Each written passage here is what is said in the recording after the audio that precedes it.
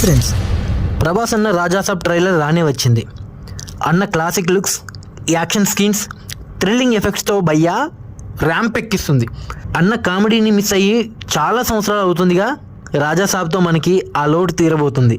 రాధేశ్యామ్, సలార్, కల్కితో బ్రేకులు లేని బుల్డోజర్లా దూసుకెళ్తున్నాడు అన్న. ప్రతి హీరో అభిమాని ప్రభాస్ అన్నంటే మినిమం అభిమానం ఉంటుంది. ప్రభాస్ అన్న మన టాలీవుడ్కి దొరికిన ఆణిముత్యం. అన్న సినిమా అంటే దేశమంతా తిరిగి చూస్తుంది.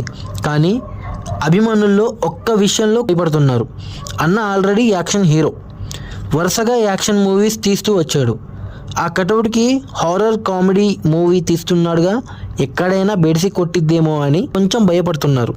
ఎందుకంటే చిరంజీవి గారు గతంలో వరుస హిట్లతో వచ్చి డాడీ మూవీ మాత్రం ఫ్లాప్లో బోల్తా కొట్టింది.